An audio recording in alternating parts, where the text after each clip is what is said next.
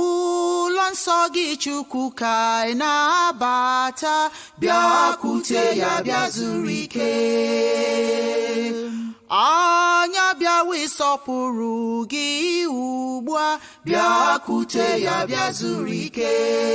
Bịa o bịakwute ya, bịakwute ya, bịakwute ya bịa zuru ike. Bịa o bịakwute ya, bịa o bịakwute ya, bịakwute ya bịa zuru ike. Chukwu nna n'ụlọ gị ka anyị na-akpọ gị, bịakwute ya bịa zuru ike. Otito na-adịrị gị mgbe niile, bịakwute ya bịa zuru ike. Bịa o bịakwute ya, bịakwute ya, bịakwute ya bịa zuru ike. Bịa o bịakwute ya, bịa o bịakwute ya, bịakwute ya bịa zuru ike. Ụmụ eliwa yikọta n'otu, bịakwute ya bịa zuru ike. Ka anyị jikọọ ofe ya ofufe godian, bịakwute ya bịa zuru ike. Bịa o bịakwute ya, bịakwute ya, bịakwute ya bịa zuru ike. Bịa o bịakwute ya, bịa o bịakwute ya, bịakwute ya bịa zuru ike. Godianism bụ ịhụnanya n'udo, bịakwute ya bịa zuru ike. Butere anyị ụzọ kpetara anyị azụ, bịakwute ya bịa zuru ike. Bịa o bịakwute ya, bịakwute ya, bịakwute ya bịa zuru ike.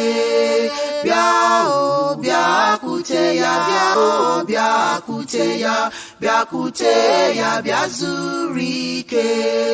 Bịa o bịakwute ya, bịakwute ya, bịakwute ya bịa zuru ike. Bịa o bịakwute ya, bịa o bịakwute ya, bịakwute ya bịa zuru ike. Bịa o bịakwute ya, bịakwute ya, bịakwute ya bịa zuru ike. Bịa o bịakwute ya, bịa o bịakwute ya, bịakwute ya bịa zuru ike. Ise ya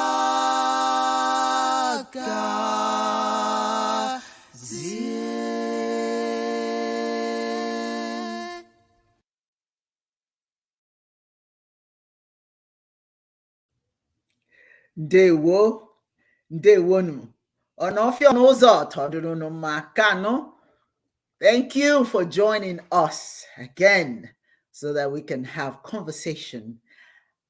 Chiism Live. I'm Oke Dibia Dr. Uwa Onyioha Osimiri, and I'm your host, and it is my pleasure to welcome you to this forum for internet talking space for the Global Faith Ministries of Chiism, a ministry of the Godian religion founded by His Holiness Oke Onyioha. May he rest in peace with the ancestors. Thank you guys for joining us today. Our special program today is entitled The Pitfalls of Religious Piety. The pitfalls of religious piety. Bear that in mind. But before we get started, it is imperative to have to welcome my co-host, Dibia Ochuaja Udee Onyioha. I'd like to add you to the stream. Dibia Imaye. No, I'm still looking at your outfit right now, and I'm going, I have done everything. I have tried to keep up. And the more I try, the grayer I get. So I think at this point, I'm just going to quit. So there you go. Listen. To everybody. Yeah. wherever you are. There are people are watching from 3 forums. So nice. Joining us today. Thank you. We love to have you. And but you know, as is customary, must always have prayer before we started. So I'm going to offer a brief prayer. And dear Chineke, Obasidielu chukwu obioma. For Olodumare tamona jinya mi katonda nyeme nkosi muari uzilele ukulu Chineke nwa ha dine nọmba niile nwe ihe ha na-akpọ gị ha na-akpọkụ n'ụtụtụ akpọkụ n'ogere akpọkụ n'abalị. We're calling upon you today. We ask for your spirit to intervene on our behalf and on behalf of those who are not here. Ndị nọ n'ọfịa, ndị nọ n'ụzọ, ebe ọbụla wa na-eje ka ọ dịrị wa mma. Ndị akwa adịghị Chineke anyị na-arịọ gị taa, biko ka ọ dịwa mma, nyere wa aka. Gị na-eme ha eme tawa gbọsọ Chineke anyị na-arịọ gị mee ya. Ọ hụrụ gị ọ ife na-emere anyị. Anyị na-arịọ gị Chineke, ndị isi adịghị mma Chineke tụgharị isi wa mee wa ka ọ dịwa mma, tawa gee ntị, tawa anọ, tawa mara ibe wa gaje. Ndị bụ ndị na-eme ajọ omume, ndị na-emegbu ibe ya Chineke anyị na-arịọ gị biko wepụ mkpụrụ ife ọjọọ dịwa n'obi ya bụ ife ọma. Tawafụ ibe wa, wafụ ibe wa wee nyewa nsọpụrụ. Ife a na-egbuta ndị ife Chineke biko ọgụ ha nọchi n'ụzọ. Anyị na-arịọ gị taa biko metụwa anyị dị mma. Ibe ọbụla anọ ha nọ tọnwa ọhụ ife ọjọọ dị everywhere. There's just so much pain in the world, so much confusion. Whatever is causing that confusion, Chineke anyị na-asị gị gwopịa my phones or my money buying ife anyị mega. Ndị ụwa emekwalịghị ndị iberibe. We're all acting as if we're fools. We don't understand. We're not following your will. What is your will? Please, Chineke anyị na-arịọ gị biko zie anyị ụzọ taa. I know you want us to help those who are earnestly seeking a better life. You want each one of us to be the vessels of light in the lives of others. And I want to do that. We want to do that. But Chineke, today I must say that I must be reminded, we must be reminded that we cannot waste time trying to feed minds of people who don't want anything for themselves. We want to be helpful. We want to be willing to give what we have in your name, in your mighty name, Chineke. But we cannot give anyone anything they're not looking for. We want to help someone today. We want to help somebody tomorrow, and so on and so forth. But we cannot help people who do not want to be helped. Remind us that as we move forward, we're trying to do your will. If we get mad in the process, Chineke, remind us that trying to help is a good thing. But because they don't want our help, if somebody doesn't want your help, keep on moving. Don't get angry. Just move on, because there are other people who can use your service. So don't depress yourself. Remind us today, we must not depress ourselves or get angry because some people don't want to open their minds. They don't want to hear what we have to say. It's okay. There are some people. Direct us to those who want to be helped. Teach us today, Chineke, that we are valuable human beings. We have so much to share. We have so much to give, but we have to be cautious how we give, because sometimes it's frustrating and we forget that we have an out, and that out is to move on. So today we want to touch the minds that wish to be touched today. Those that don't want to be touched, it's okay. They will move forward, and so would we as well. And so it is today, tomorrow. Yagazie. Today we have a special presentation. I just want to recognize a very powerful man who is no longer with us. His name is Eze T.D. Ibukwe. He was the national treasurer and member, board of trustees, who was buried on Saturday.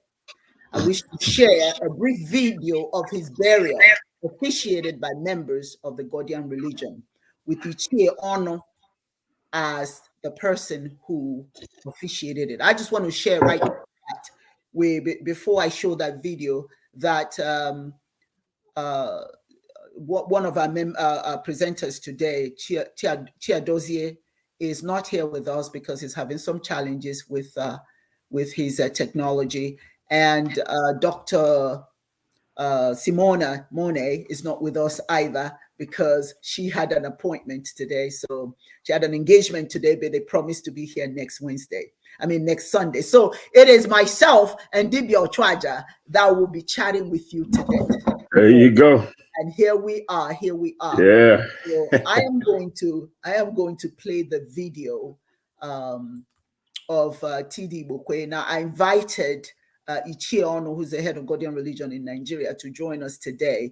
Well, all of you know, it's quite a challenge to get in the internet sometimes does not work. So if they are able to join us eventually, then we certainly will welcome them in. But I just want to play this video of the funeral of T. Okay, the Godian religion are about to get in there. It's your turn now to get in there. Ayagawala, the Godian religion, Gab, the Godian religion.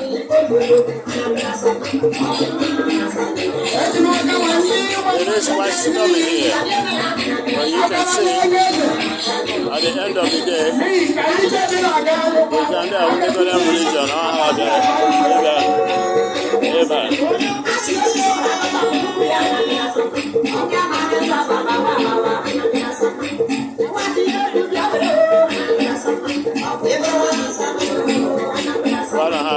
One after the other. It is regardless of prejudices.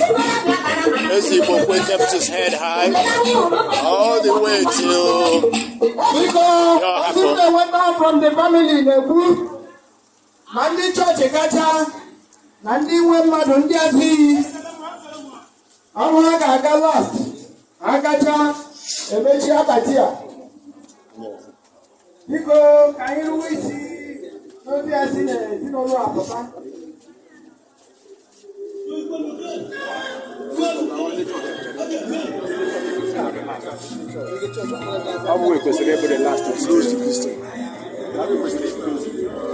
Excuse me. Oh, Godians, they made a prayer now. Ever.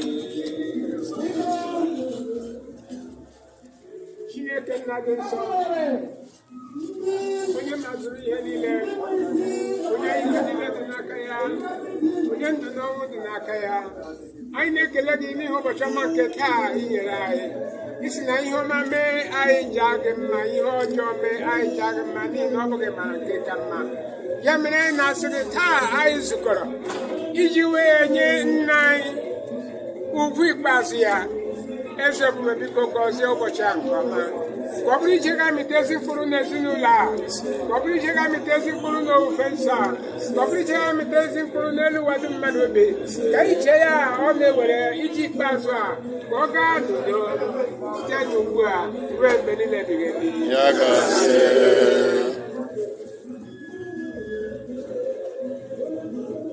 As in nine, Jagabi Jensen, made in the Obon do Dokino.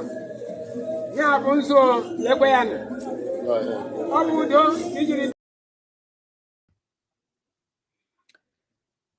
was just a bit of the ceremony of this man. He was a staunch supported Ahaike Oke. The building that you saw that the people were walking into, he built that Godian church. He built it.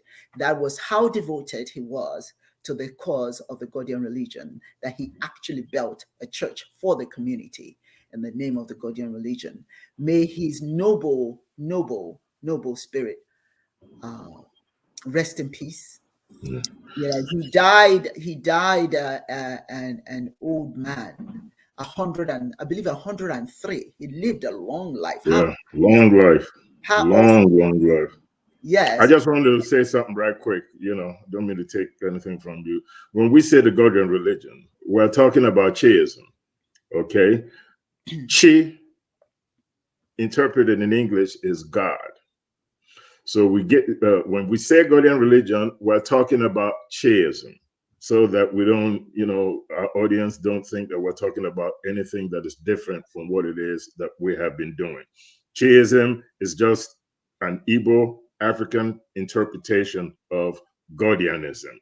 So I just wanted to put that out there so that when people hear Godianism, we're talking about Chiism. If they hear Chiism, we're talking about Godianism. They're synonymous, one and the same thing. So just putting it out there so that people are kind of cognizant of what that is. Yes, that is wonderful. That is important for people to understand that all religions give the names of their religion their cultural names. Yeah, exactly. And because Godianism is supposed to have an international component to it, that's why it's Godian religion. But in Igbo, and quite frankly, any country can call it, whatever they want. Cultural name. As a matter of fact, in Ghana, they say Yamaism. There you go. But it's Chiism, so it's the same thing. It's the same thing. So I just want to start with the conversation. Dibia Chiedozie is with us, but he's having difficulty with his, still having a little bit of difficulty with his connection. I hope he can do something with that very shortly. But anyway, I just want to start this conversation by sharing. You see, Ahaike Oke Onyioha, the founder of the Godian religion, Chiism, was a powerful soul. He believed that the way for us to become important and significant members of society is based on our ability to find ourselves. He talks about who's responsible for getting us where we're supposed to be. But I just want to start by sharing this. What we're trying to do, quite frankly, is we're trying to fix us. But you can't fix anything that doesn't want to be fixed. So our question to ourselves is, do we want to fix what's wrong with us? It is time for people of color to admit, we have to admit it, that the role that they play in their own condition is real. We are part of the problem.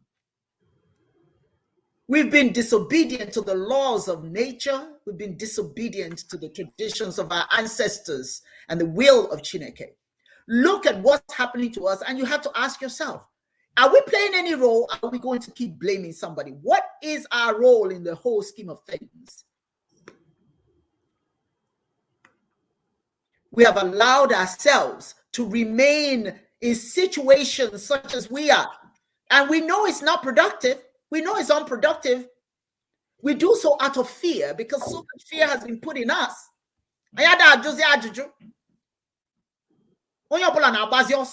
When the truth comes, it doesn't matter how educated you are. The truth comes, you run because of the fear. But if you're fearful, that means that you are disobedient. You are disobedient. You are violating the tradition of God. You're arrogant and betraying the laws of Chineke. When you run out of fear that somebody puts in you, and then you don't stop to take stock of your life, your environment, your people, it's disobedience. Because when this world was created, you were part of that. It wasn't given to any, and then you were supposed to pick up the crumbs. No, you're supposed to be a part of this thing called life. You can't blame others for the things we do not do for ourselves. Hey,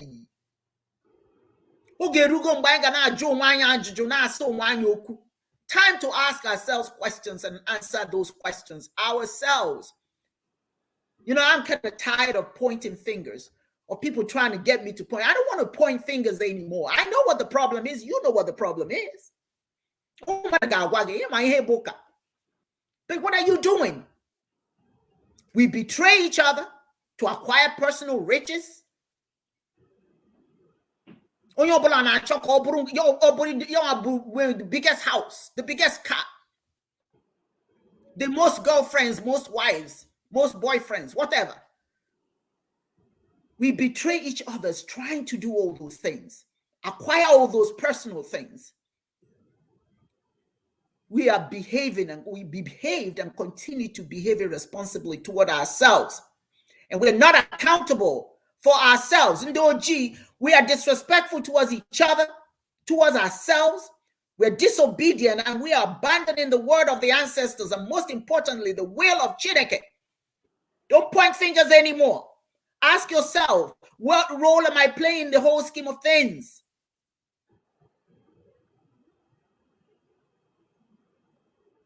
So what is this will of God? What is the will of Chineke? We must put Chineke first in everything we do. Our Chineke. The Chineke as we know Chineke. Because when you do that, you stop living in fear. When you see God from your own perspective, from your own eyes, it doesn't mean somebody else doesn't have the right to do the same thing, but you must do the same thing. What's God's law? Gene wo okukwe Chineke.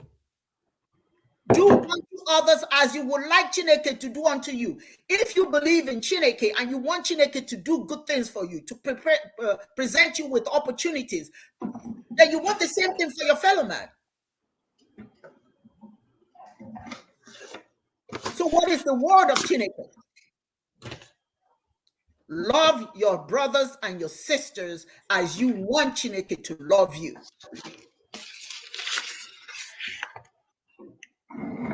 If we as a people are to regain our strength in the world as a proud and mighty people, we must be obedient.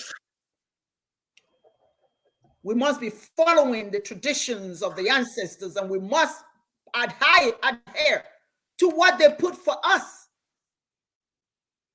There's nothing new under the sun. They taught us everything we need to know. Maybe they didn't put it in books. Some of them did. But they told us stories. The elders told us the stories of their ancestors told them. We have to adhere to the will of Chineke, the word of Chineke. And we must grow up fast so that we do not continue to be deceived by the world. Oke Onyioha used to preach. I never forget his preaching. Growing up and loving ourselves as a ticket to avoiding piety. Fealty to piety. That's piousness and reverence, self-righteousness, and allowing oneself to embrace something that's foreign to you, and somehow you think you'll be whole. You're never whole when you're believing in other people's things. What did your mother say? What did your father say? You just know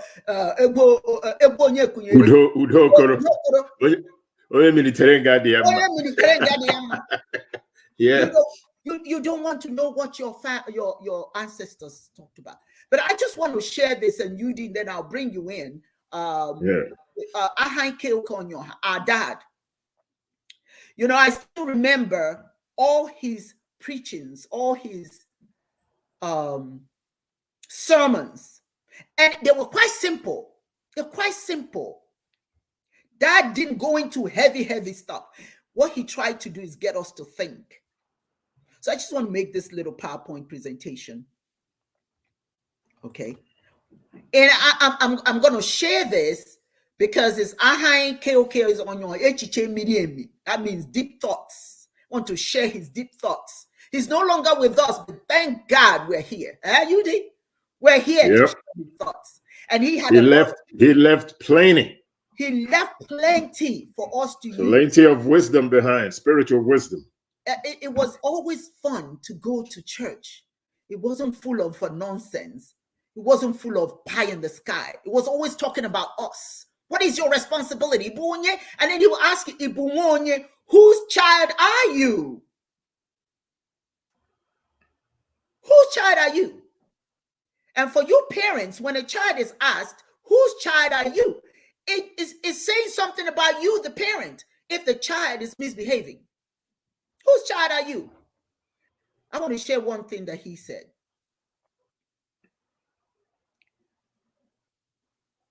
When you remember when we used to go to church in Ogui, remember that? Ogui Road, yeah. Ogui Road. He used to say this all the time. If you're acting foolish, even while we're in church and we're all cutting up, he'll say to you, know yourself so you know where you're going. If you don't know yourself, you misbehave. You can be led astray. That was always his thing. That was always the... If dad sees you, dad will now whip you. He will just ask you to hold your right ear. And you hold your right ear. I remember that. You remember that? He'll make you hold your right ear. And he said, know yourself so you know where you're going. Talk to yourself. If you don't listen, somebody is going to lead you astray. Yep. That is his thing for all of us, is first of all, have self-knowledge. And then he says, let's see.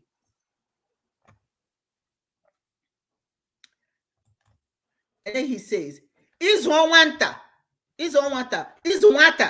buaka olu nde okenye. To raise a child is the responsibility of us as adults. Our job is to raise the child who depends on us for his or her basic needs.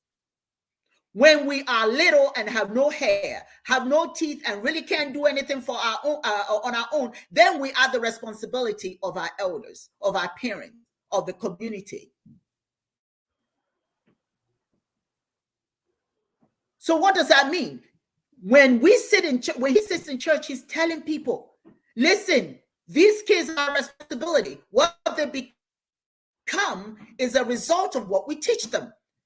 That's what Westerners always believed.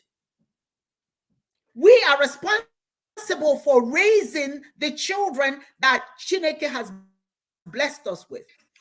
We don't take them to somewhere, somebody strange to them, teaches them something that has nothing to do to them, that has nothing to do with them. And we do. That's what we do for the most part. Every Sunday. Is that not right, Udee? Absolutely. True. All day long. Every Sunday. We take them. Yeah, so somebody else we teach them. And what is it they're teaching them? Probably not something we want them to learn. But here he says that nwata toputa marihe onye onwe aka hukwa onwe ya n'anya. Let me say that again. Nwata toputa marihe onye onwe aka hukwa onwe ya n'anya. As we mature, as we become adults, we must learn to become self-supportive and self-loving and balanced, productive beings. Is one who learns love of self. The media is not going to teach you to love yourself. Strangers will not teach you to love yourselves. Remember, why are they where you are? They want something from you. Look, the world is a Serengeti. You leave yourself open, somebody will take advantage. And that's what we are doing. That's what Ahai constantly preached about. As you grow older, you must learn who you are. Because if you don't, somebody else will. Now, there's a tendency sometimes for people to tell you that loving yourself means that you're selfish. It's not being selfish. Burijoma, that's what's going to lead you in the right way. Loving yourself has nothing to do with being selfish, self-centered, or self-engrossed. It means that you accept yourself for what you are and that you're willing to put your best foot forward for life's journey, even if the foot is big. Ahai did not preach from a Bible or a Quran or any of those textbooks, but he referred to the Nkomi. And Nkomi is pretty much focused on you being able to lead yourself so other people don't lead you. People are doing things in your name. We're allowing people to do things in our name. The killings that are going on in the religious world, it's in our name. As long as you're part of a religion that teaches you that it's okay to let somebody else lead you, and you don't take responsibility for yourself, you become a part of the problem. Whatever they're doing it in your name, and you're part of that. You're part of that. Loving yourselves means that you accept the responsibility for your own development, growth, and happiness. It means you set the standard for how you want to be treated, and that you are growing up. Every time they tell you that you should be born again, that means that this growth Ahai is talking about is not happening with you. You're not growing. Somebody is treating you as a child because they are doing for you, and you're allowing them to do for you because you're not doing for yourself. You're refusing to grow up. Now you got to go backwards. To be born again is to become a baby one more time. I ain't saying no. When you love yourself, when you get older, now it's time to take responsibility for your own development, for what you hear, yes, a lot of people say, well, my father taught me, my mother taught me. Well, that's all right. While you were a child and being taught, now you're an adult. What do you think? Now that you've grown up, what do you think? Is what you're hearing, what you heard, does it play well now? It may have played well when you were a child.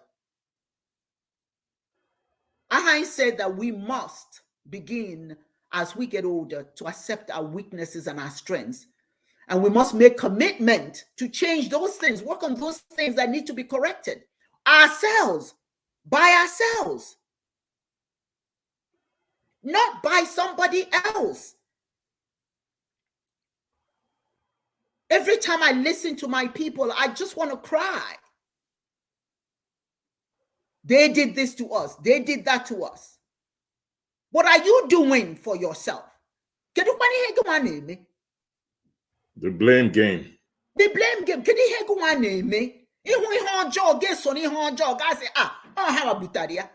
You see things that are bad and you follow it. But hey, listen, what can I do? They brought it. What about you? Are you prepared not to be used? Take a moment and look at Africa. Look at the world as a whole. Look at what people are doing in the name of religion because you refuse to take responsibility. You refuse to take responsibility. You're still a child. Now they tell you. Now they tell you that you must go back to being an infant again. Knowing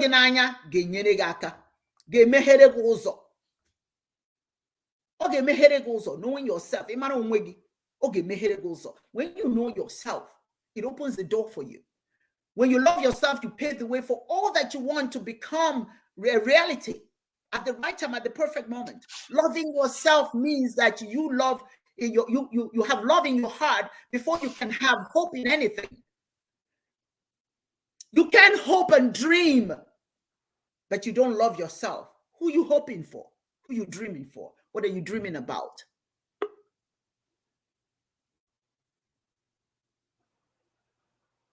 Ahike Oke Onyioha was a very deep thinker.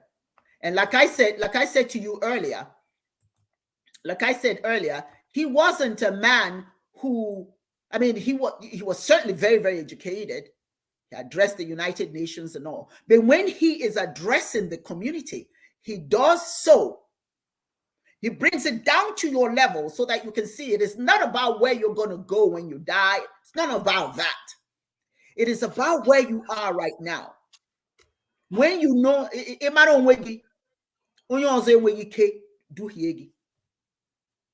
I'm saying now the reason why I'm saying it in Igbo, just like he did, because he honored the ancestors. He believed that if you speak before the other religions came into Africa, and before we can speak English, our ancestors spoke Igbo, Akan, Yoruba, Hausa, Efik, Ibibio, and all the other different African languages. So when he addressed anything, he addressed it in Igbo, so that the ancestors will hear what he's saying. So he says, that means that if you understand yourself, nobody can deceive you. Nobody can deceive you. We are walking around today very much deceived by other people, following the will of other people. And the world will never be a better place until we decide that we are going to grow up and not allow other people to lead us. The pitfalls of religious piety, that is your self-righteousness. And because the self-righteousness is actually based on your deference to somebody else, not even yourself. It's you believe in someone else, what someone else has taught you, and you start to follow that path. And as long as you do that, as long as you're following a path that's foreign to you, you di payezuka. I say, you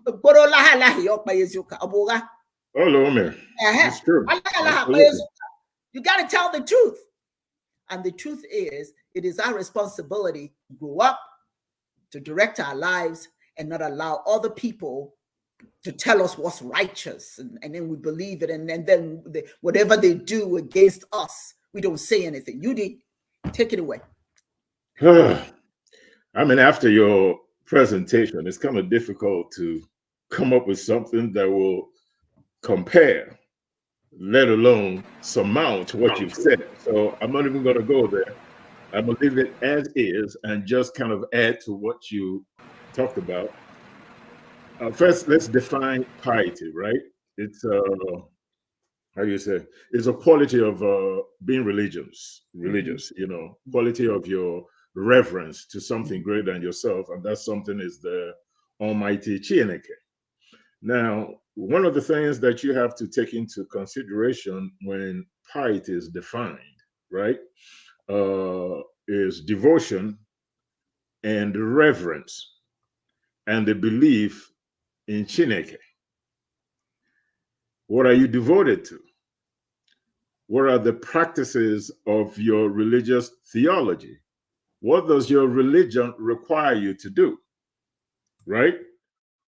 What's pious to you may not be pious to somebody else. I think part of being pious in Christianism is the idea of conversion, right? You show a level of religious piousness by converting somebody and taking them away from their cultural and spiritual, history, so that they conform to your own. Stephen Biko always said that the greatest tool in the hands of the oppressor is the mind of the oppressed. And in Abrahamic religions, particularly in Christianism and to some extent Islam, part of this piety is converting somebody to your own religious or spiritual point of view. And that happens a lot. So you're torn between piousness as an individual spiritual person and piety based on the spiritual or religious organization that you owe your allegiance to, right? So it's a very narrow definition as far as I'm concerned. Then again, then another aspect of it is, what does God mean to you? do we all have the same definition of Chineke and what Chineke requires of us to be able to earn Chineke's reverence, right? Or understanding or blessings. I think religion is based on two religious behaviors or two expectations from your behavior, and it is reward and punishment. What is your reward? In Christianism, it's heaven, blah, blah, blah. You know, what is your reward? And what is punishment? It's going to hell. You see? So everything you do is controlled by those two things, reward and punishment. And your level of piety is steeped in reward and punishment. What is your reward? How do you get to heaven? I think based on the definitions of the institutions that control you, and based on the fact that if you deviate from their own doctrine, that you might end up in a place where you don't want to be. You're told that your duty is to convert people. That's part of your piety. And for a lot of people that joined the crusades to Jerusalem, and also the crusades that happened to the Catharis of France in, I think, 1291 AD, the reward was heaven. The reward was whatever it is that you did, as long as you're involved in this particular crusade to convert people through a policy of blood and iron, your sins will be forgiven. Any sentence that you may have, accrued as a criminal will be jettisoned, and you will be rewarded in heaven as somebody who diligently did your duty to please God. So piety for me really depends on your definition. What is your truth? Is piety in Christianity the same thing as piety in Islam? Is piety in Islam the same thing as piety in Buddhism? Is piety in Buddhism the same thing as piety in Hinduism? What is the criteria, or what are the criteria for piety in all these religious ideologies? One hat does not fit all. So, in order to narrow piety down to maybe what you might call a science, there are certain absolutes that all religions must have in common to demonstrate this piety. One is love for your fellow human being. That is one criteria that I don't think any religion can argue with. The other one is do unto others as you would like Chineke to do unto you. Thou shalt not steal.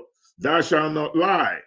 Blah, blah, blah, blah. All these moral absolutes are common amongst all religions. So as long as piety is concerned, as long as you practice along these lines and not beholden to your institutional obligations. Some people believe that you have to go there and murder and kill to show that you love God. You believe it, you do it. Some people believe that for you to be forgiven, for you to receive the reward or the punishment, you must go to church. Go to church is part of what you have to do to be rewarded for your piety. Going to church has nothing to do with love your neighbor as you love yourself, do unto others as you like God or your neighbor to do unto you. Depending on what doing unto you means. Thou shalt not lie, thou shalt not steal. It has nothing to do with you going to church. So for me, the definition has to encompass specific spiritual absolutes that you must abide by to be able to be considered pious. And finally, you also have to deal with what does God mean to you. Is God in Islam the same thing as God in Hinduism? Is God in Hinduism the same thing as God in Buddhism, Christianism, Zoroastrianism, or whatever ism you have out there, Chiism? What is God? Only if God has the attributes that is common amongst all humanity. For example, the belief that Chineke created everything. And if that's not the God that you're praying to, then I don't know what God is. It may be based on your own definition. And your definition of God has to be based on your belief system. that is institutionalized, not something that you do as an individual because you understand that you must know yourself for you to be able, or you must love yourself for you to be able to love somebody else. There are certain things that has to be common amongst all religious principles or expectations for you to consider yourself truly pious. You cannot consider yourself truly pious just because you're Christian or Muslim or Buddhist. Again, piety is defined as devotion and reverence to religious practices and God. But what are those practices? What does those practices require you? Just because you adhere to some religious practice doesn't make you pious, because that religious practice that you adhere to may rumple social harmony. It may require that you're violent to people that don't have the same point of view as you. And within your religious circle, you consider yourself pious, and people within your religious circle consider you pious. But people outside your religious circle are the ones with a chain around their necks, are the ones that are told to believe in a God that doesn't look like them. So as far as I'm concerned, piety has a broad definition, but there are certain moral absolutes that is essential for you to really define piety. That's my opinion. And that's how I say it. Thank you so much for that. And that's what Ahan kept saying. You got to prepare yourself. You have to be an adult to understand what all those things mean. You just can't say I'm pious and you're following the doctrines of people who are not doing the right things with humanity, by humanity. Yeah. So you see what I'm saying? Yeah. Well, Dibia Ochuaja, is something wrong with Oche Jelea to Ugo. Oche Jelea Ugo. I love that. It was Ugo.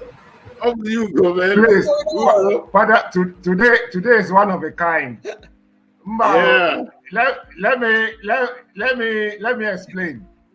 You can see I'm at home. I'm not in the office. I got to the office, the light went off, so I had to relocate here. I relocated there. I forgot. So when I located there, my laptop, suddenly the webcam is not working. And I didn't come with the second laptop, so I have to rely on my son's wife. So today I'm bearing my son's name, Ugo. Okay, I like that. Great explanation. So I'm using my son's laptop. That's why the name.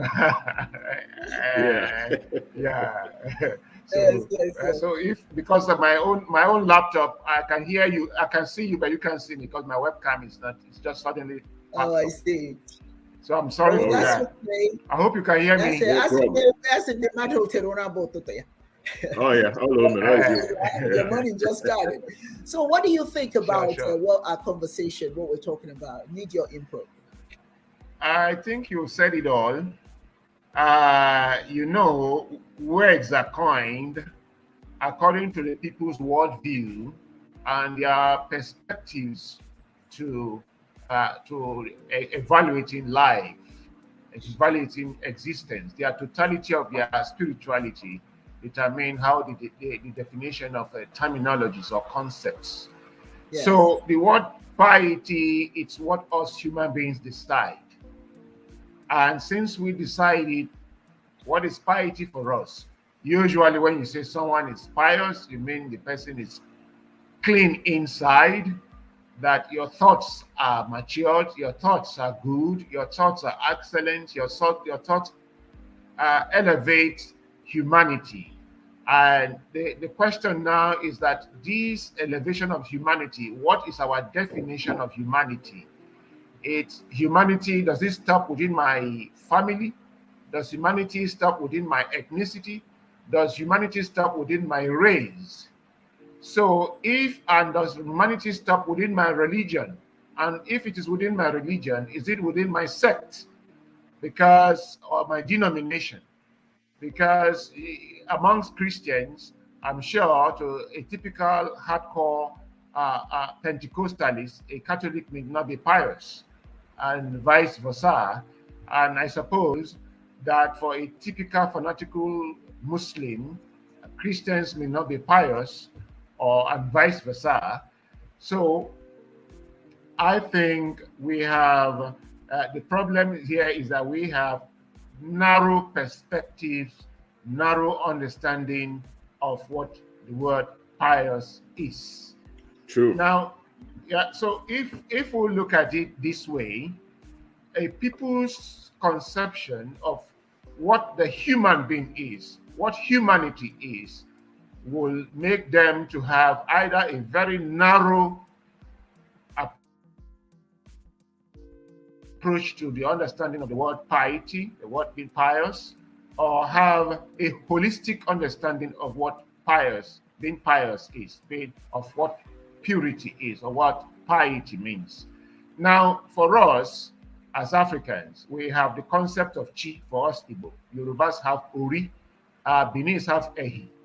There is no typical African that does not have the concept of that spark of the Almighty, Chineke, that incarnates the individual. Now, God is considered to be pious in itself, piety in itself. And the word mando, it's supposed to be that goodness of God, God as goodness in itself, should manifest in us human beings. And that is why we are addressed as mando or madiadi. Now, so when we reflect that goodness, our own spirituality presents us with a holistic view of what piety is, in the sense that it does not limit holiness, because the word piety also connotes holiness. It does not limit holiness to one particular religion, to one particular race, to its understanding of humanity is to the extent that you are able to radiate humanity, radiate understanding of people, and giving allowance, giving room, giving accommodation, acceptance to their own world view. So for us, being pious does not mean you must belong to a religious sect. It does not reduce the world to one religious sect, because ab initio, our world belief is that the whole universe comes from one Chineke, and this Chineke cannot be one as it keeps coming down, it keeps multiplying, just like the concept of the pyramid. The more we move from the peak, the apex of the pyramid, we begin to see geometrical dimensions of 2, 4, until we get to 2,000 or more. And that's how every other thing in the universe is derived from chukwu, from Chineke. But each one ketere ekeya from that chi, ubiquitous chi, and that ekeya is pious to the extent it is able to accommodate others and contribute to the holy. And so the ab initio says it's one ultimate reality, but not one way. So we are not fond of tracing purity, piety, holiness. We didn't sectionalize it. We gave everybody the license to be holy within the confine of their religion. But how do we measure piety?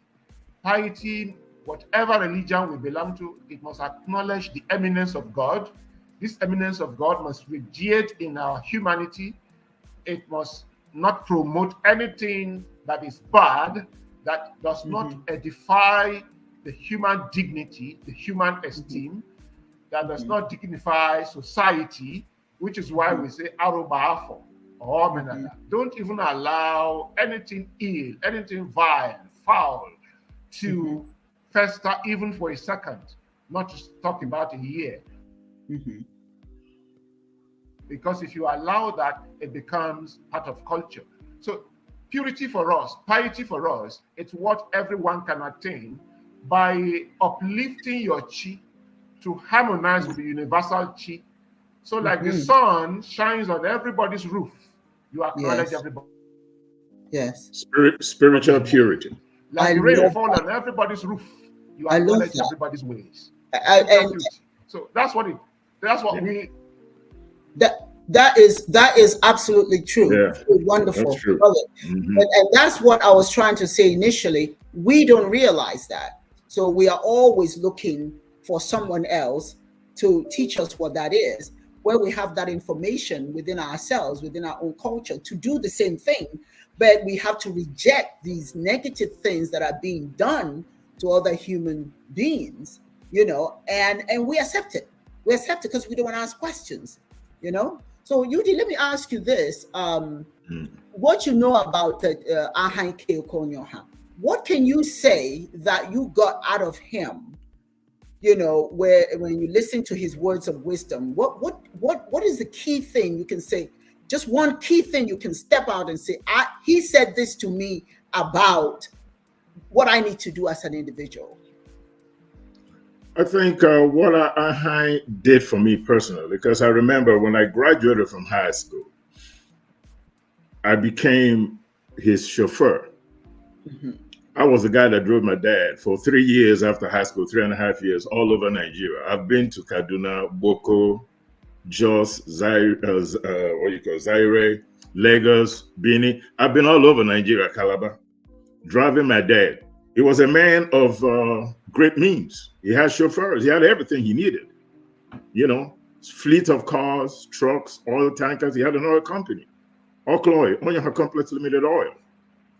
So he was a very resourceful guy. He was a self-made man. But one thing that he taught me was being proud of being African.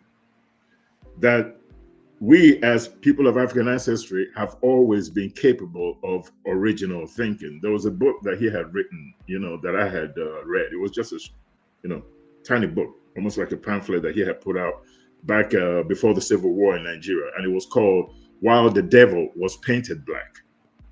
And, that talked about how the Moors, controlled and educated Europe and didn't, take the European way of life from them or try to destroy the institutions that were set up in Europe and all that kind of stuff. And talked about the fact that that's how we, people of African ancestry, always have been. Very spiritually conscious people. Never tried to impose our will on anybody. Always trying to be helpful. My daddy always considered every human being as the greatest African. You know that. Yes. He didn't care if he was a leper in the street begging. If my dad came out of the car and the guy walked up to my daddy to say hello, the first thing Oke Onyioha would say to him is, the greatest African. Aha taught me reverence for my fellow human being. That's right. Aha taught me piety. Piety is not judgmental. It's non-judgmental. Piety does not elevate one's race or status above the any other cultures, because piety understands that diversity is divine. Yes. There's a reason why we think different. If we believe that Chineke created everything in this world, please believe that our frame of mind is also part of God's creation. That's right. The way we think is different. Just like the red rose is different from the yellow rose, but ultimately they're all roses.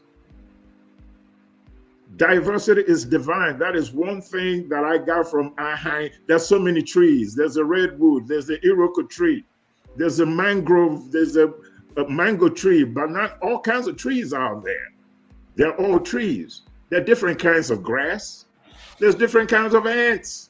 There are different kinds of wasps, bees, human beings, Africans, Mongolians, Asians, Europeans, Amazonians, Incas, Mayas, Aztec. We're all part of the human tribe. We all have a purpose. We're part of creation. We're part of this cauldron of soup. When you want to cook something that is good, you just don't pour water in the pot, boil it, and start eating. Throw in a little bit of seasoning in that water, put some meat in there, a little bit of crayfish oil, some okra, some spinach, whatever it is that you do. to make that big pot of soup. When you sit down to eat it with your fufu, it tastes real good. And the reason why it tastes good is because you prepared it with love and you put all the necessary ingredients to make your soup become a reality. That's humanity. We exist in a different forms and variety for a reason, unless we don't believe that God is responsible for creation. Then there's no way we can argue this fact. And then another thing, my dad, and you talk about it sometimes, Oke Dibia, is the world is a Serengeti. And the Serengeti is made up of two animal constructs. The prey and the predator. Yes. Which one are you? As a human being, as a black man or woman, as an African, as a person of African ancestry, what are you, prey? Or are you the predator? Prey and predator in nature is determined by creation, is determined by nature. But prey and predator within a species is dependent on what you allow yourself to fall into. That's right. The antelope can't help being a prey. That's the way God made it. It only eats grass. It has no fangs. It has no claws. It was naturally put together to be a prey. The predator is the lion. It's got fangs. It's got claws. It's got power. It's got speed. It is designed to hunt the antelope and eat it. And the only defense the antelope has is to either gather in a group or run as fast as it possibly can to get away from the prey, because the antelope is faster than the lion. But as a human being, as an Asian, as an African, as an Amazonian, as a European, let me tell you what you all have in common. You got the same eyes. You see the same things. It's located in the same place. You got the same nose, two nostrils, right up in your face. You got hair, you got teeth, you got two hands, two ears, you got a brain. You have the same instrument for survival, the same instrument to compete with the European, with the Amazonian, with the Asian. You got it all. The only difference is you became the prey because the European decided to grow some fangs in the form of a gun. You didn't have one, so they came after you. If it wasn't for the gun, there was no way the European would have colonized or enslaved you. And part of the reason beyond the gun was also your spirituality. They saw that as a weakness because African spirituality was very welcoming. It was non-judgmental. It was based on biri, ka mbiri, live and let live. When the European came, but the European that obviously was not as spiritually pious as they claimed, saw that as a disadvantage for us and decided to capitalize on it. And they came with a gun. They came with a weaponry. And with that weaponry, 400 years of enslavement and over 150 years of colonization was able to take you from the gun, like Stephen Biko said, to your mind. Yes. Reward and punishment that was biblical, that was part of spirituality, now became part of their modus operandi. You do what we want, you'll be rewarded with your life. Yes. You don't do what we want, you will be killed. Yes. And from there, they started to institutionalize their way of thinking and built institutions, destroyed our institutions. They came in, like Shaka Zulu said, with something shiny. Yes. Buttressed by violence. And as time went on, they built schools. Stockholm Syndrome came in. And suddenly, the mind became a terrible thing to waste. Like Stephen Biko said, once again, the greatest weapon in the hands of the oppressor is the mind of the oppressed. Once they got your mind, they didn't need to put a gun to your head anymore. No, not anymore. Not anymore. You And, know, yeah, go ahead. Ochuaja, Yeah. I think that it's imperative that our audience understand what we're doing here. Yeah. Because I did get a text from someone who said, well, are you trying to change who I am? And I told her, I'm not trying to change who you are. I'm trying to get you to look at the other side of the coin. The question would be, who are you? True. I said, the question, what we're trying to do is get you to look at everything, you know, and that's why it's important for us to grow up. And I'll keep saying that we have to grow up. Growing up is not going backwards. Growing up is moving forward. Take a look at who you are, where you are, and ask yourself, where are we going to go? You know, it's like our leaders are not growing up.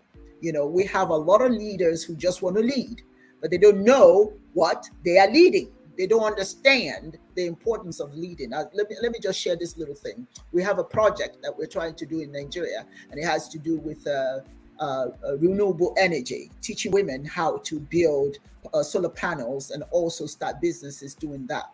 Now, the government official that was approached didn't want to do anything unless we told them what's in it for them, not what's in it for the community, what's in it for them. You see what I'm saying? You have got to grow up. You have to understand your purpose. What is your purpose as a leader? What is your purpose as a leader? If I have to bribe you to help your people, if I'm bringing something to help people, but your concern is not what the people benefit, what your concern is, what do I get out of it? Me, without really looking at, scoping around and seeing what the impact your behavior, your thinking has on society. Our refusal to view ourselves as worthy people, as worthy, as competitive with the rest of the world, as having the right to say who we are. It doesn't mean that we are saying that anybody else is wrong, is not good enough. No, that's not the point. The point is that we need to start saying to each other, look at who we are. How is what we're believing working for us? If it's not working, then we are wasting our time. We're never going to get there. Like you said, in the Serengeti, you had the lion and you have those that are put there specifically to be gouged to death and become a food. Thus far, that's what we are. Yeah. Even though the people who are gouging us look just like you and I, they have the same equipment, everything. But because we refuse to grow up, to open our eyes, because of fear, because of the belief that we're not good enough or what our thinking is not good enough, we will not get anywhere. I don't care what anybody says. I don't care what aspects of African spirituality that you try to pastor together to share with people. If they don't see that this is about them growing, so that they can see, you have to be before you can become. I said that before. We have to be who we are before we can become.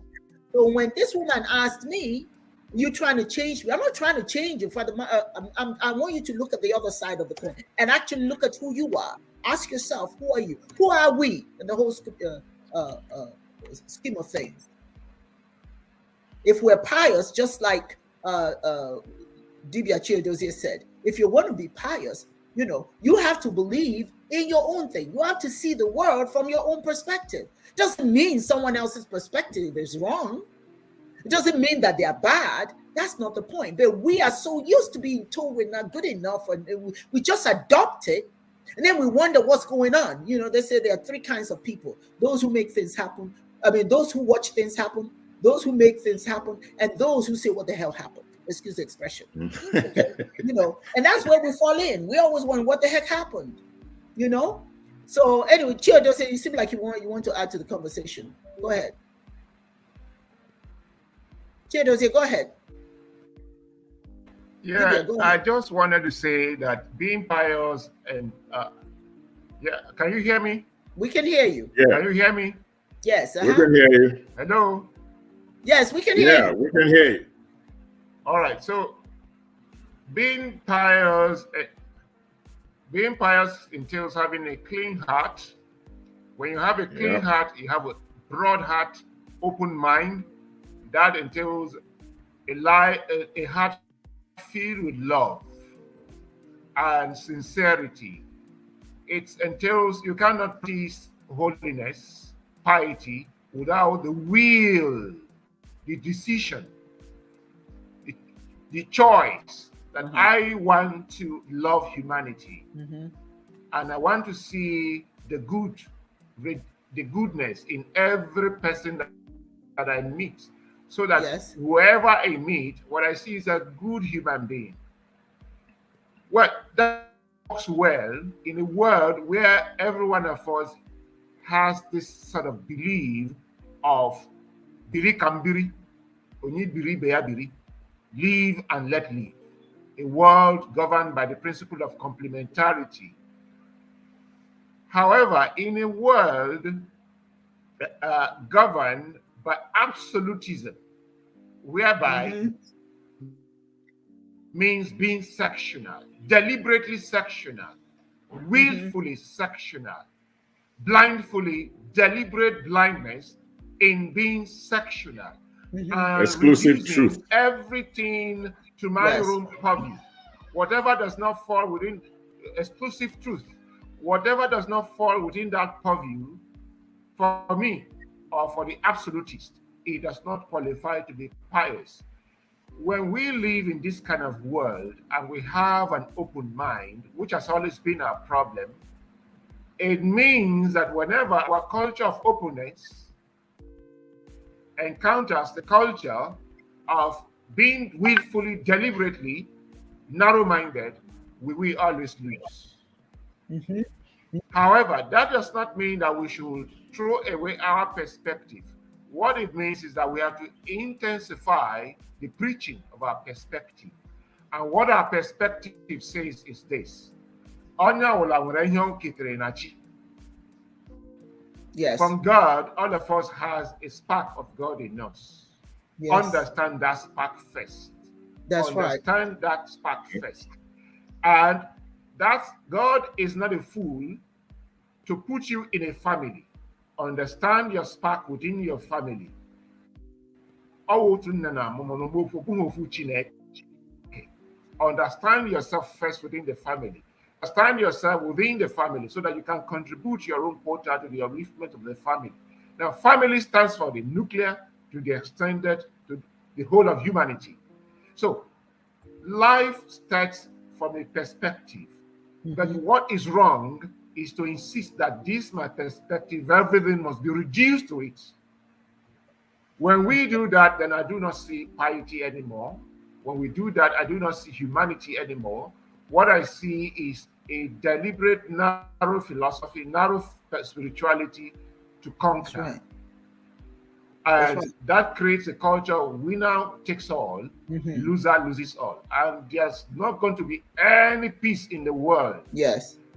With that kind of mentality. Like what is going on in Ukraine now, you'll find that all the parties involved, none of them is telling the truth. Yes. And the truth of the matter is that Ukraine has been used as a sacrificial lamb. Right. It has been used as a sacrificial lamb.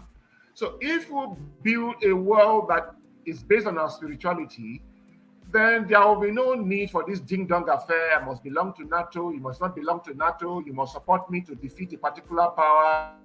Because what is really happening here in Ukraine is that two great lions are contesting for what power. Yes. And within the context of the absolutist, there must only be one word power. And the other one, what you have is you have. It's a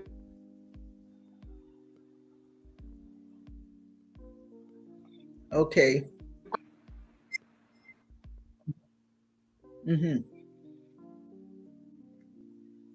He's frozen right now. So this is what it's. Okay. It leads to a word that which is what Oke Dibia as a why. Yeah.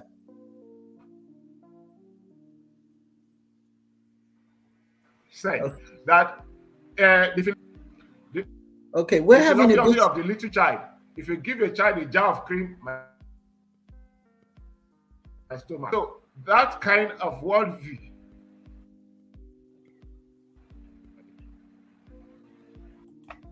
Okay, we're kind of having a little difficulty with his I'm sure he'll pick connection up in a second. Yeah. And you know, Akimi Bro said it's good to be open, but not as a definite truth. Different perspectives on God is beautiful. Absolutely. And that's just the thing. We people are not listening to our perspective, and it's not their responsibility to get them to listen to our perspective. It's our responsibility to share our perspective. And what is that? You know, people say, what is Chiism? It's just right where I am, God is. Right where I am, God is.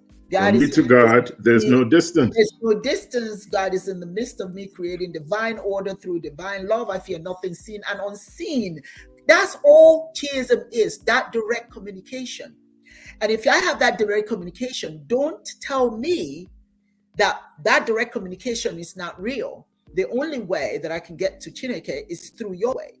You know, I'm not interested in changing you from what you, if that's working for you, fine, but take a look around you also and make sure that whatever it is you believe is working, not just for you, but also for your community. Because if what you're doing is as your community is nasty, your community is broke, and then the churches are wealthy and all that, you have to ask yourself, okay, you can even believe in what you want to believe, but you have to challenge. You have to be willing to challenge the church or the whatever organization you believe in, you know, to do the right thing by other humanity.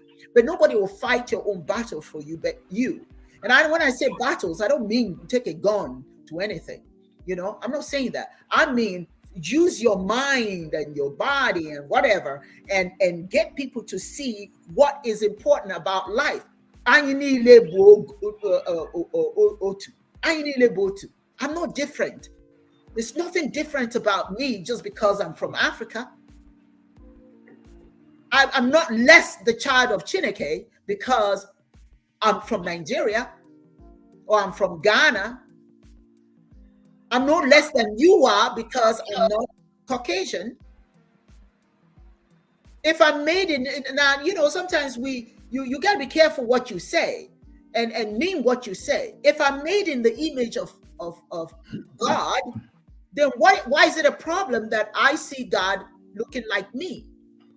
And you think that's radical? What's radical about that? That's what you said. So I'm taking it literally. I'm made in the image of God. Okay, so here we are. For that matter, God should be, for me, God is a woman. Okay? If I'm made in the same image of God and it's a he, then that makes me a man. But I'm not a man. So we have to be careful what we say to change people, to turn people to believe what we believe, because it can be thrown right back at you. Then it doesn't make sense anymore. Dibia Osimiri said, when you cannot see the power in yourself on a spiritual level, anything else you do or create will never be seen as adequate on any other. Your money, your education, your community, etc., will be seen as less than until something that doesn't look like you reaffirms your existence. Boom, right there. And I have to just keep harping and reminding us, we are not here to say that what you believe is wrong. Are we just saying that you as an African, you also have your own belief system? Don't throw the baby out with the dirty water. You know, hold on to what's yours. The world is what do you call it? The world is it's for everyone. It's for your discovery. Learn all that you can about other people, but don't discard yours. And that's why we're always where we are, as I indicated before. That's a violation of God's law. We were created to benefit just like every other human being.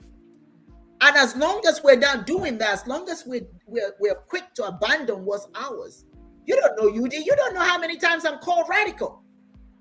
Oh yeah, of course. What's radical about me? All I'm saying is I'm okay being me. Hey, who you are, I welcome you. I accept you for who you are. But accept me too. That doesn't make me radical. And if I call you radical, you get upset. So I said, Dibia Ochuaja said, for there to be peace in this world, we have to be accepting of everyone's philosophy. Yeah. As Kalfani Kwame says, the universe is your canvas. Write on it. Yes. Yeah. Yes. I couldn't agree more. Place. You have a place in the whole scheme of things. Don't be so willing to hide in the closet and peek out to see who's looking and step out when somebody's not looking. And when somebody's looking and say, boo, you go run back in there and hide. You can't shrink into your greatness. We have to reaffirm ourselves. Just like Keoke was saying, reaffirm who you are. Parents, teach your children to understand they are good enough. You cannot fight the battle with one leg against a two-legged man. A two-legged man is a man who understands who he is. But you come waddling in there, he'll grab that little one leg you have and flat you on your back. That's all we're saying.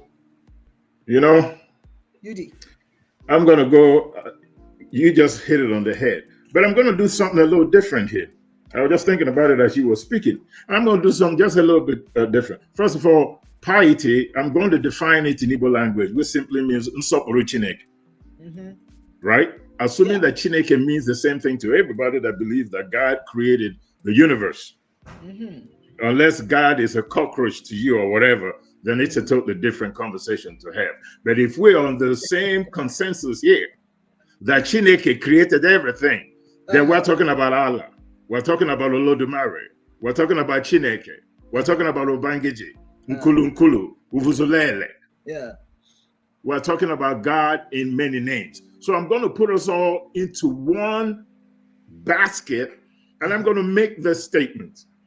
Yes, we're trying to change you. And I'm going to answer that lady directly. Yeah, we're trying to change you.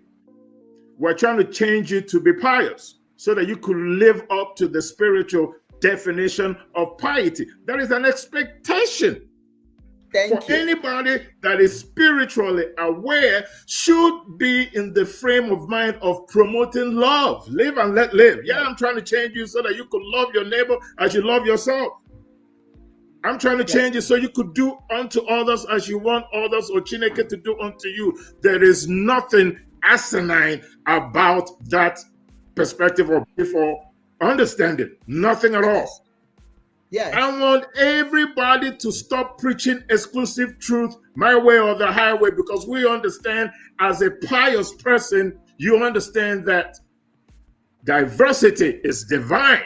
And if you understand that, then you're preaching love and living love. Biri kambiri. Yeah, we're trying to change you to love your neighbor as you love yourself. Let me explain something else. In Chiism, we have a gospel. We consider ourselves the umbrella of African spirituality. But really, in its totality, we consider ourselves the umbrella for human spirituality. Because love is universal. The highest vibration. It's the highest, love is the highest religion. In the gospel of Chiism, in promoting today's topic and defining piety, then let me explain and give you a couple of pious way of thinking so that you could truly be religious or spiritual. I am one with Chineke. I am one with God, the creator of the heavens and earth, who is my source of inspiration, strength, and my protector. And if you believe in Chineke, if you're Muslim, Christian, whatever you are, if you believe that God created everything, then I have no, how do you say, I believe that you understand that Chineke is your strength, your protector, and your inspiration. It's universally a spiritual attitude. As long as you believe in a creator, I believe in the universal unity of humanity under the parenthood of Chineke. Love your neighbor as you love yourself. Do unto others as you will want Chineke to do unto you. You shall not steal. You shall not commit adultery. You shall not lie. And in respect and obedience to elders, just laws, and in retributive justice. There is no religion that believes in a creator that does not believe in this principle. Say it again. So I'm trying to change you. I want you to love your neighbor like you love yourself. I want you to do unto others as you want God to do unto you. I want you not to steal. I want you not to commit adultery. I want you not to lie. And I want you to respect your elders' just laws and understand the idea of reward and punishment, which is retributive justice. Yes, we want to change you. I believe that every human being looks up to something as their source of inspiration, and that something is the Almighty Chineke. Do you want to argue that? If you believe in God, then do you want to argue with me that we don't look up to something as a source of inspiration and that something is not the Almighty God? If you're a Christian, Muslim, or Buddhist, whatever it is that you are you trying to argue with me? Yes, we want to change you. I believe that Chineke made the world a paradise of happiness for humanity, but that we as humans have made the world a hell for ourselves. There are too much quarrels with our fellow human beings over methods of God worship and economics. Do you want to argue that? Say it again. Is there something wrong with me trying to live in peace with you? And is there something wrong with you not trying to live in peace with me? Because if you don't want to live in peace with me, then you're not pious. You need to change. Are we trying to change you? Yeah, we're trying to change you. I believe that every human being finally have their own way, organized, systematized or unsystematized, of expressing the necessary gratitude to God, and that in this fact, you satisfy the purpose of God worship. Are you trying to argue with me that that is not what you're trying to do right now in your religion? Say it again. That's right. You can't argue with that. So are we trying to change you? Are we trying to change your way of thinking? Are we trying to really get you to understand the definition of piety so that you could respect your fellow human being, love your neighbor as you love yourself, do unto others as you love others to do unto you? Understand that we all look up to something as a sort of inspiration, and that something is the Almighty God. If you're not trying to do that, then you're not pious, regardless of what religious doctrine that you adhere to. Something is wrong with you, and we, as a human family, need to do something about your brain and change you so that you can love all human beings the way God expects you to love the world. That's all I got to say about it. I love it. I love it. I love it. I love it. That's it. You know, that's the answer right there. But I just think that we need to be able to speak up, just like that. We need to let people know nobody's trying to change you. We're only trying to change what you're doing to humanity. That's really what it is, because some of your actions, just like you went through the purgative lights, your actions are jeopardizing, you're rumpling social harmony by your actions, you see. So sometimes what you believe and practice becomes a problem. You know, it doesn't mean that you're right just because it's your spirituality. You have to ask yourself, look around, what you're believing in, what good is it doing? Yeah. You know, you have that group mentality. You know, I'm a member of this. I'm a member of that. I'm a member of all of that sort of thing. You know what I'm saying? You know, just being a member of something, you know, just belonging to something doesn't mean that that thing is right. You always have to ask yourself the question, you know, how well is this doing? Dibia Ochuaja, what do you want to add to that conversation? Yeah, you see, I think when you complain of being not being a radical, we are radicals. I don't know if you can hear me. Yeah, we are radicals because it takes radicals to do what we are doing. If radical means asserting who I am, asserting my worldview, and being who I want to be, then I am a radical. And we are radicals. And it takes radicals to assert their own worldview, their perspective, and tell it to the world so that the world can gain some balance, some harmony. That's current spirituality. It cannot bring about balance in the world. The spirituality that will bring balance, harmony in the world will make the world united is the African spirituality, the spirituality of Chiism. And it is the spirituality that says, radiate goodness from who you are. Radiate goodness from who you are. Yeah. Be and let others be. Right Live and let others live. It does not say reduce humanity to your perspective. Eliminate, kill, suppress, subdue whoever does not agree with your spirituality. That is not the way or path of Chiism. The path of Chiism is the path of live and let's live. Be who you are. Radiate the goodness in you. We are human beings, not animals. And what makes human beings is reason. Reason is the only God in us. And with reason, we should generate goodness, wisdom. Wisdom to know that the world is okay. There's no time the world will go round. Yes. But please, let us hold our perspective, live with love, and let us move from the area of plenty to the area of scarcity. If we build a world on African spirituality, no part of the world will lack. This vanity of wanting to have it all while others are hungry, asking for what should belong to me while I have those I'm asking for, like that project you talked about in the village. That man that is asking for something that will go into his pocket has it more than the women that the project is being run for. But he is not looking at the condition of those women. He's not looking at the condition of the society. He is only concerned about what will go into his pocket. He wants to have more and more and more. Vanity, vainglory. And that is not piousness. So the way of Chiism says, be content with what you have. The world does not belong to anybody. It belongs to God. And the world belongs to God must accommodate everybody. Yes. And that is what the path of Chiism. Thank you. Thank you. I want to take a moment. Thank you so much, Dibia Ochuaja. I want to take a moment just to remind people to send their donations to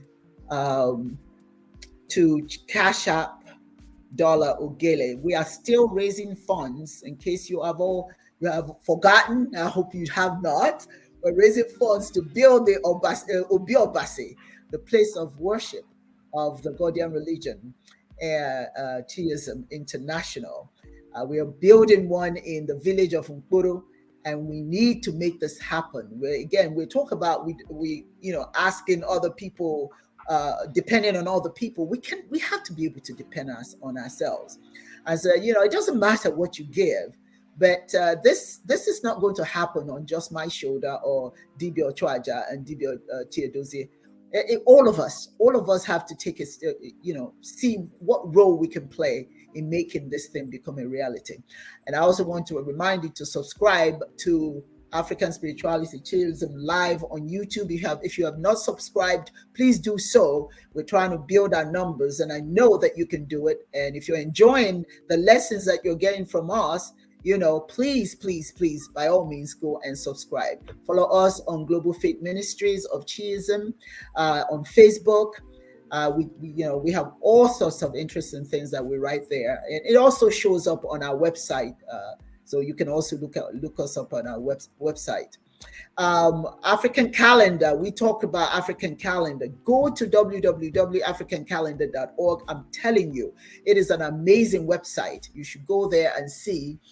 Thanks to Dibia Ochuaja Udee and all the wonderful work that he's done there.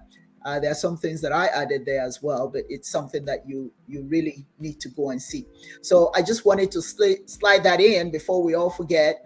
Remember, you must. Now, as a matter of fact, we're talking about you must, not could you. You must donate to build this organization, this Obi Obase. It's so important. It's so important that we have our own thing that we can show the world that we have, that we can do, that we can do it. We don't need to beg anybody, but you are enjoying, I see quite a bit of you, a number of you're enjoying our presentations. And if you do, please do not hesitate to support us. All right. I'm going to go back to Dibia Ochuaja. Is there anything else you think is very important that our audience should know today? Self-love. Self-love, and not just as an individual, but self-love. And when I say self, let me also lump the global African community into the definition of self, right? It is said that your protection or your best defense against imperialism is culture. And your culture is born out of your religion. All human systems are products of religion. Yes. Your economic system, your social system, of course, cultural systems, all the systems, educational, what have you. Everything, there are like 5 components of them, and everything that makes up a society, religion has something to do with it. Yes. It is your spirituality that your culture is derived from your spirituality. Your systems are derived from your spirituality. And doing anything outside your cultural history is a disservice to yourself. It's an absence of self-love. You cannot talk about overcoming the hardship in our community or even in your personal life. I remember there's a lady, her first name is Jane. She's a PhD doctor. She's a lecturer. I forgot what her last name is now, but you probably know who I'm talking about. And she was delivering a lecture in the university and said to the audience, the mostly white audience, like 99% white audience in this giant auditorium, they said, if any one of you in here would like to trade places with a black person, yes, please stand up. Nobody did. He said, well, you don't hear me. Let me ask again. Maybe you don't understand the question. If any of you would like to trade places with a black person, the way they're treated in Africa and the way they're treated here in the United States, please stand up. Nobody stood up.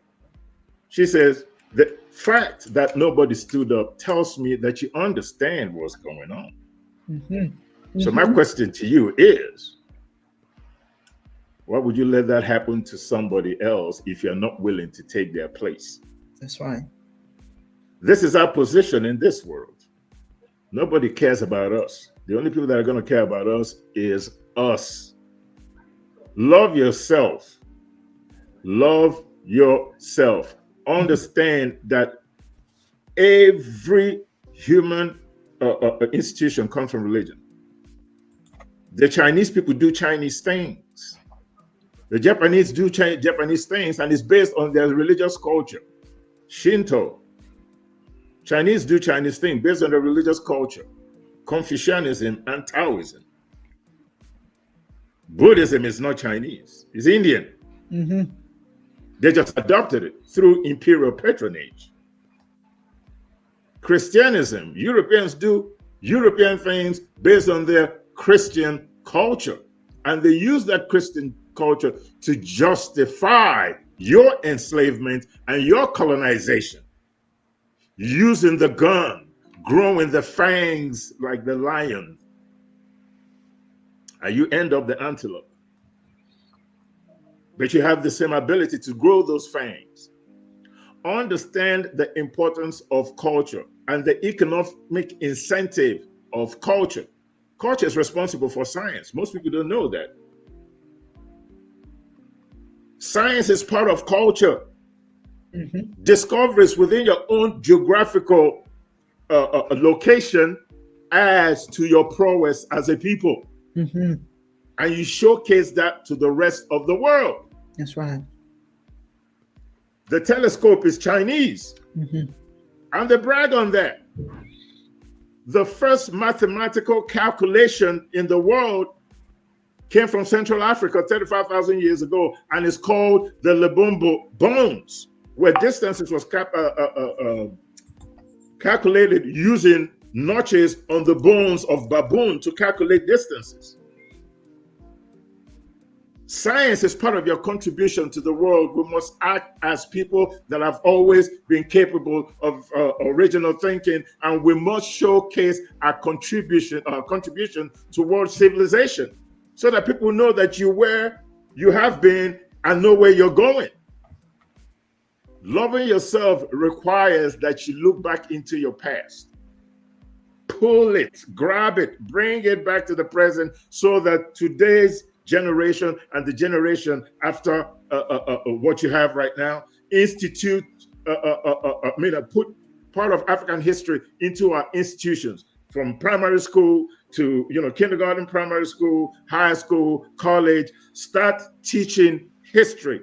Start showcasing our contributions to civilized behavior so that subsequent generations will know that we were part of this cauldron of knowledge that is impacting the world today, and figure out where we fit into it. Figure out what it is that we may need to adjust to change the trajectory that humanity is headed, because it's never been different. There's never been peace in this world. There has never been a time where peace reigned all over the world. It's always been about survival of the fittest. Yes. Religion or no religion, there is no way that you're going to read in human history that it was kumbaya.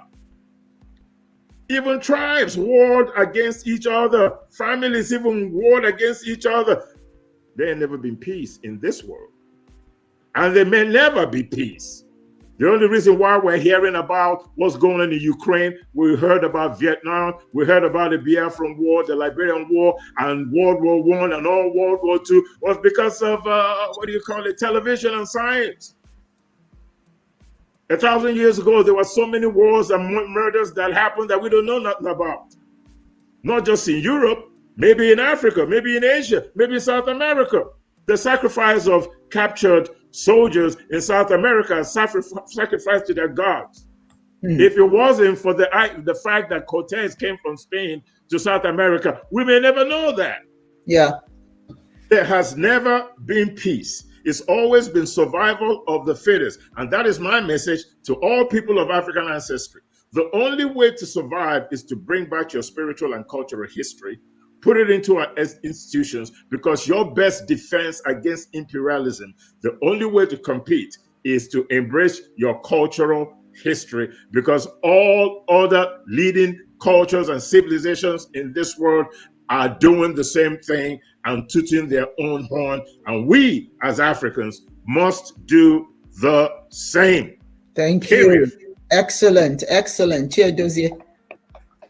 Yeah, awesome, Libby. Yes, that's another one for him. Yeah. From your submission, I derive what I call group piety. Yeah. Group piety. Mm-hmm. Which also connotes group consciousness. If we really have to help the world, we must get back to our spirituality, because your spirituality is the very first way our primordial ancestors understood the world holistically. Yeah. That's right. Differed it, yeah, and took their own understanding, their own perspective of the world. It's just like when a child, for the first time, begins to sit and begins to develop the willpower, and the child looks what is up there and wants to use the willpower. He or she says, ah. You see the child exercising willpower and pointing to what he or she wants, wanting that thing to get to him or her, that child. So that first primordial understanding of the universe, which us Igbo call Ntoala, Inketorala Ato, to face n'ime wepụta ọdịnala, amesi n'ime wepụtakwa omenala. Your spirit, from your spirituality derives your science, ordinala, derives your culture, omenala. Yes, absolutely. Good way of putting it. Yeah, like that.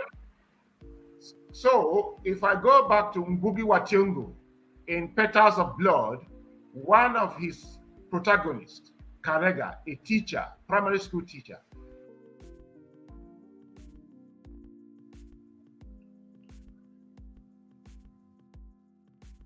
I'm going to teach you the history of Mr. Black. In the beginning, the black man had a spirit a mind, and a body. Then came the colonial administrator who battered the black man's body, but the black man still resisted.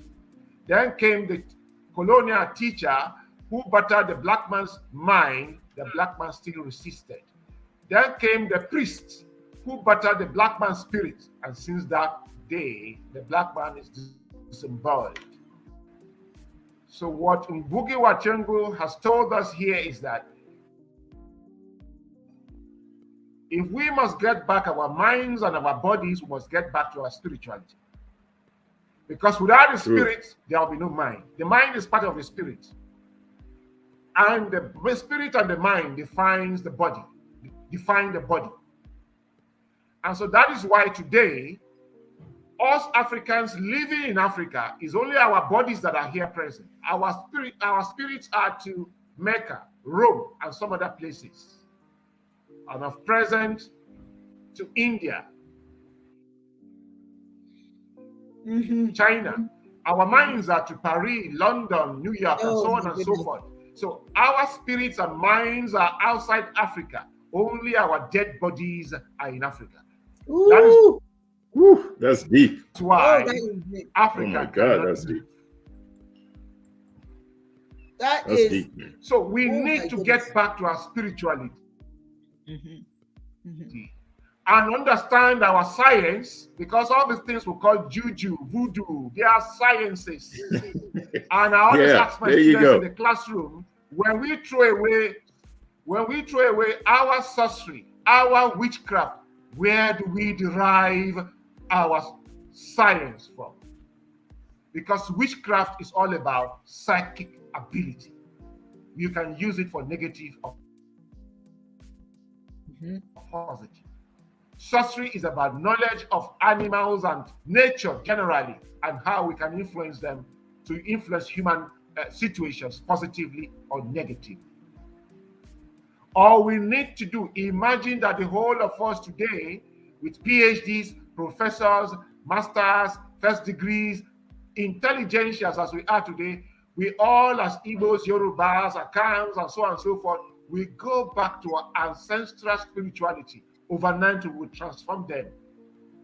Yes. England did that. China did that. Iran, just in our own presence, Iran has done that. That is why to conquer Iran is difficult. Yes. Once a nation goes back to its spirituality and gathers individual purity, group purity,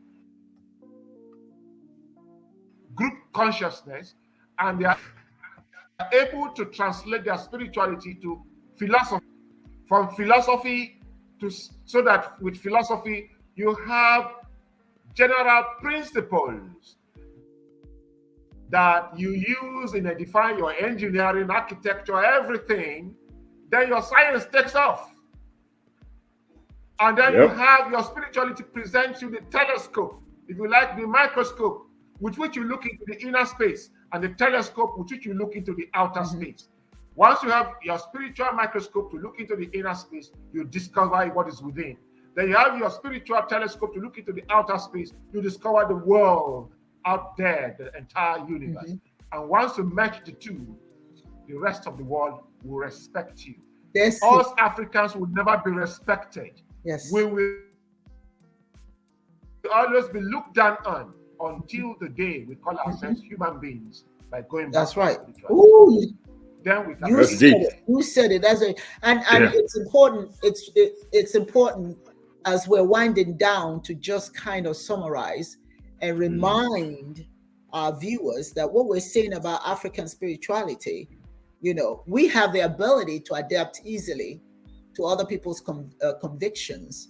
All right. In fact, our system of belief, Chiism, is that we accommodate other people's ideas. Okay. The only problem is that our own ideas are not accommodated. And so when we are talking about it, it is to open the door so that those who have closed their eyes and their minds about who we are, that we open it and let them know we are accommodating, granted, but it doesn't mean we are devoid of spirituality. Okay, you need to hear ours as well and not put ours down. I want to read a few comments by some members, and then I get your take. We have about 9 more minutes to go.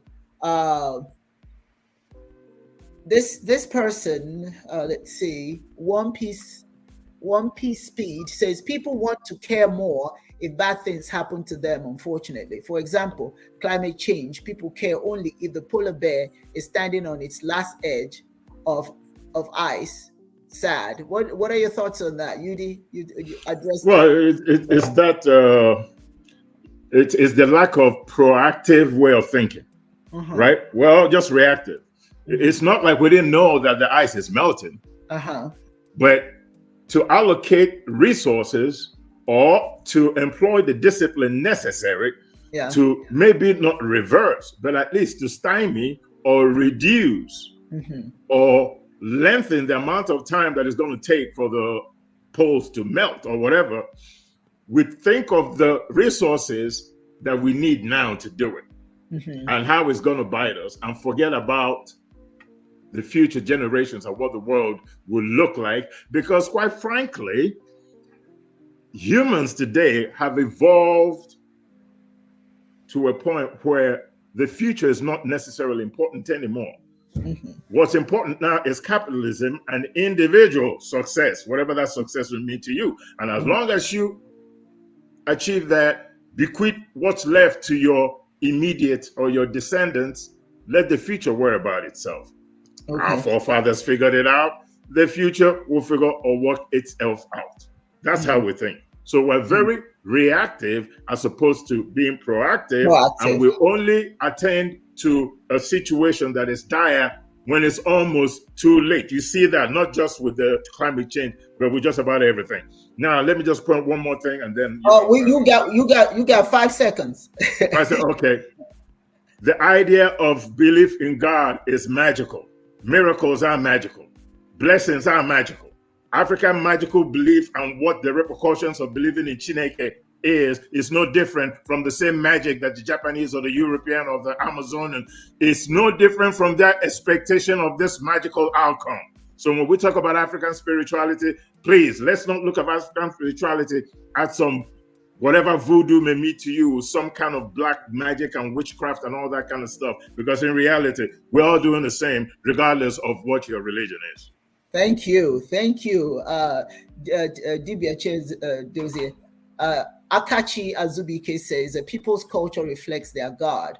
I forgot which African said that. Therefore, if their God is my people's devil, then we have a problem, and we must position ourselves to be protected and unaffected by their God. Dibia Ochuaja, can you talk to him about that? Yeah, no one will sing your song for you except yourself. Yeah. Osundu Owende. One man's meat, another man's poison. Yes. We all do not see the world the same way. For instance, from what Akachi just said, what she wrote here, in Chiism, we don't have Satan in the biblical or Quranic sense. Our Agu issue is not an evil, holistic evildoer. Yes. Rather, it is one who is a provider of daily bread. And it does that by making sure that the problem caused for another has the solution to it. Because the problem, if there's no problem, there'll be no solution. Why are we on this platform talking? Because there's a problem. Yes. And that problem can become considered satanic. We have to solve it. So we're talking about it. We are doing something about not only talking about it. Those who have been in Chiism have been talking about it for decades. And they have gone forth to instituting institutions. And we're still talking about institutions. So that the mind can be cultivated. So that our spirituality can come from the sky and perch on the ground and get rooted. And so, if you don't blow your hand, nobody blows it for you. Thank you. It takes the tune. That's right. That's right there. Nosferatu, all indigenous people of color at that time were indoctrinated via fear and jealousy and ignorance of colonizers. Who wants to address that? Yes, true. But you got 1 minute. Yeah. It wasn't about ignorance of colonizers. I will differ with that. It was about their intent. Was your resources. It wasn't about ignorance. Piety in their religion, if you followed the definition of it, would have solved that problem of ignorance. They would have understood that every human being has the right to worship God in the way they understand best without bitterness. That's not their culture. That was not their intent. Their intent was our resources. You can't go after people's resources, both natural resources and human resources, if you're if you empathize or if you're sympathetic to those people. That's not the idea. The hornet that raids the bee's nest is not going there to understand that the bee has the right to live. He's going there to go get some bees and some honey, and that's it. Regardless of whether the bee has a right to live, to survive, to enjoy the same bounty. The European came to Africa for one thing and one thing only. So let's just not beat around the bush. Resources. And in that, they defined you as less than human, let alone spiritual. So I will kind of disagree with that. It wasn't about ignorance. It was about intent. And that intent was not to be understanding of your right to exist. Yes. Well, thank you for that. And I just want to take, Kimi Bro says it takes a village to raise a child. And he's referring to the fact that it's going to take all of us to build the Obi Obase. So I'm just going to reiterate, come on, people, we need you to support. Every time that I go and I check and I don't see your support, it tells me that you're not listening. You're not listening. We don't care. You don't have to send big money, just anything. That's what builds. Little drops of water makes a mighty ocean. Whatever you can give, let's build, let's donate so that we can build this wonderful structure. We're quite capable of doing it. I thank you, all of you. And again, if you have not subscribed to our website, Chiism on African Spirituality on YouTube, please do so. That is so important. We need your support. We need your support. And on that note, ladies and gentlemen, I'm going to thank you so very much for joining us. And I am looking forward to next Sunday, where we're going to have more and more empowering discussion. We truly hope that you are enjoying and that you are learning from us. We're putting our heart into this. As you see, we come every Sunday. And we hope to see you next Sunday. Join us again. And hey, if there's anything important that you want us to talk about, don't forget to go to Chiism Live on Facebook and make your statement, make your recommendation. On that note, thank you so very much for being here. Dibia Ochuaja Udee Onyioha, Imela, is Chiedozie Okoro. What can I say? Kano, Lagazie for all of you who joined us on Chiism Live on Facebook. Thank you for being here. Many of you joined on African Spirituality YouTube. Thank you. We are so pleased to have you here. May God bless all of you. And we continue the journey come next Sunday. Yagazie. Yagazie.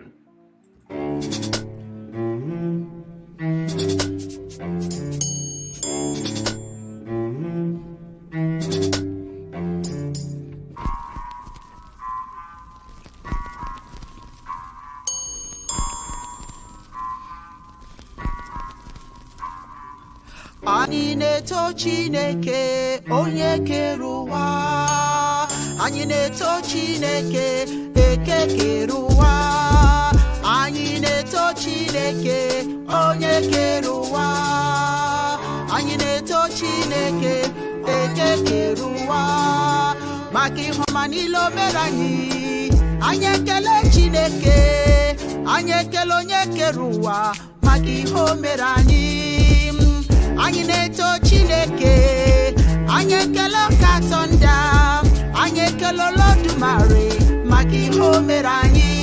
Ọ nọ n'aka nri n'ihu anyị, n'azụ anyị, n'aka ekpe. Ọ nọ n'aka nri n'ihu anyị, n'azụ n'azụ anyị n'ihu anyị. Anyị ekele Chineke, anyị ekele Chineke, anyị ekele onye kere ụwa maka ihe o mere anyị. Anyị ekele ya mee, anyị ekele Ubangiji, anyị ekele Nkosi maka ihe o mere anyị. Anyị na-eto Chineke, ekele dịrị ka tọnda. Anyị ekele Olodumare maka ihe o mere anyị. Ọ nọ n'aka nri n'ihu anyị, n'azụ anyị, n'aka ekpe. Ọ nọ n'aka nri n'ihu anyị, n'azụ anyị, n'ihu anyị. Anyị ekele Chineke, anyị ekele onye kere ụwa, anyị ekele onye kere ụwa maka ihe o mere anyị. Anyị na-eto Nnyame, anyị na-ekele Ubangiji, anyị ekele Nkosi maka ihe o mere anyị. Anyị na-eto Chineke, anyị na-eto Chineke, anyị ekele Olodumare maka ihe o mere anyị.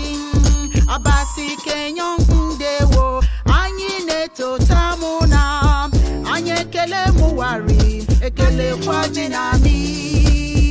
Anyị ekele Chineke, anyị na-eto Katonda, anyị na-eto Olodumare maka ihe o mere anyị. Anyị ekele ya o, anyị ekele Chineke, anyị ekele onye kere ụwa maka ihe o mere anyị. Anyị na-eto Chineke, ekele ụwa, anyị ekele onye kere ụwa maka ihe o mere anyị. Anyị na-eto Chineke, anyị ekele onye kere ụwa, anyị ekele onye kere ụwa maka ihe o mere anyị.